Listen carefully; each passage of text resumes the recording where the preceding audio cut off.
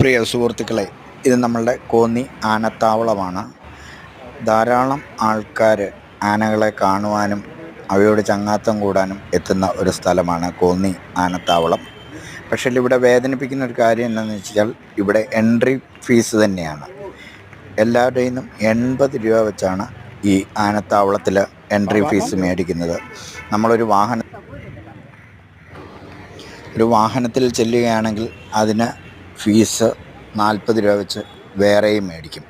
ഇങ്ങനെ നമ്മളെ ഊറ്റിപ്പിഴിഞ്ഞ് എല്ലാവരും മേടിക്കുമെങ്കിലും ഇതിൻ്റെ അകത്തേക്ക് കയറുമ്പോൾ കാണുന്നത് വളരെ വേദനാജനകമായ കാര്യമാണ്.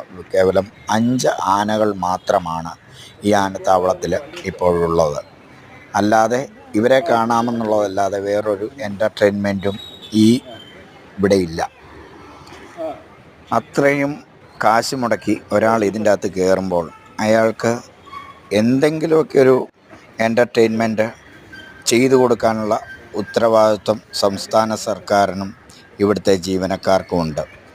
യാതൊരുവിധ എൻ്റർടൈൻമെൻറ്റും ഇല്ലാതെ നിരാശയോടെ ഇവിടെ നിന്ന് ഇറങ്ങിപ്പോകുന്ന ആൾക്കാരെയാണ് നാം ഇവിടെ കാണുന്നത്. എന്താണ് ഇതിൻ്റെ ഒരു പ്രശ്നത്തിന് പരിഹാരമായി നിങ്ങൾക്ക് നിർദ്ദേശിക്കാനുള്ളത്? കാരണം നമ്മളുടെ നികുതിപ്പണത്തിൽ നിന്ന് എടുത്ത് ചിലവാക്കി കൊടുക്കുന്ന പൈസയ്ക്ക് യാതൊരു മൂല്യവുമില്ലാതെ നമ്മളുടെ കയ്യിൽ നിന്ന് വീണ്ടും പിഴിയുന്ന ഒരവസ്ഥയാണ് ഇവിടെയുള്ളത്.